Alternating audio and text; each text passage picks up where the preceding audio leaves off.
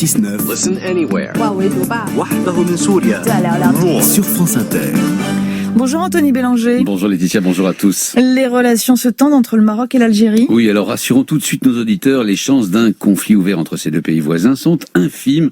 Par contre, il est vrai que leurs frontières communes longues de près de 1500 km sont hermétiquement closes et ce depuis 30 ans. Or, récemment, on a assisté à une poussée de mauvaise humeur algérienne. En cause, une lettre d'intention écrite par un diplomate marocain en poste à l'ONU. Une lettre dans laquelle on pouvait lire, ouvrez les guillemets, le vaillant peuple kabyle mérite plus que tout autre de jouir pleinement de son droit à l'autodétermination. Bref, une provocation marocaine en bonne et due forme. Depuis, le ton est même encore monté. Mais qu'est-ce qu'on reproche, ou plutôt qu'est-ce que reproche l'Algérie au Maroc cette fois? Eh ben, écoutez bien, d'être derrière les incendies qui ont fait plus de 90 morts en Kabylie au début du mois, ça paraît d'autant plus fou que la première chose qui vient à l'esprit est la suivante. Il est parfaitement absurde que le Maroc soutienne l'irrédentisme kabyle d'un côté et en même temps soit derrière les incendies meurtriers en Kabylie justement. Mais Alger, pour ce qui concerne le Maroc, n'en est pas à une absurdité près.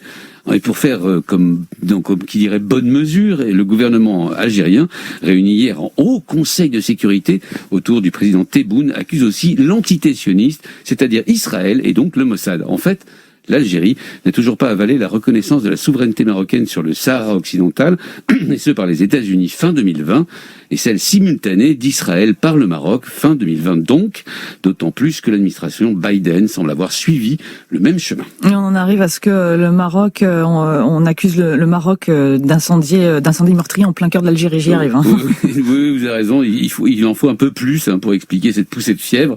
Il faut que l'Algérie ait besoin de détourner l'attention de sa propre impéritie. C'est exactement ce que viennent de démontrer les incendies en Kabylie. Nulle part ailleurs autour de la Méditerranée, des feux de forêt n'ont occasionné un tel bilan humain. Par ailleurs, l'Algérie semble plutôt démunie face à un phénomène pourtant parfaitement prévisible. Elle n'a par ailleurs pas les moyens aériens de lutte contre les incendies. Elle a dû faire appel à l'entraide internationale et comble d'humiliation, elle a dû accepter l'aide de la France, pas celle du Maroc évidemment. Une préparation criminelle qui se double en plus d'une crise économique épouvantable. On pourrait dire que comme l'Algérie produit du pétrole et que le prix du baril a augmenté, ça peut aller, non? Oui, alors ça c'est vrai que pour un pays dont le budget dépend aux 3/4 du prix du pétrole et du gaz, le doublement du prix en quelques mois devrait être une bonne nouvelle, sauf que c'est encore trop peu pour l'Algérie qui a besoin d'un pétrole autour de $120 le baril pour combler ses énormes déficits. En plus, le pays est en pleine crise sanitaire à cause de la Covid-19 et n'a vacciné qu'à peine 2% de sa population, le tout en comptant sur le vaccin chinois Sinovac dont on sait pourtant qu'il stimule 10 fois moins la production d'anticorps que le Pfizer par exemple.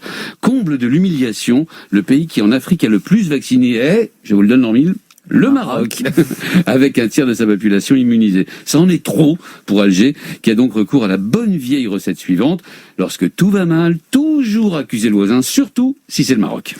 Merci Anthony Bélanger, et à lundi. France Inter.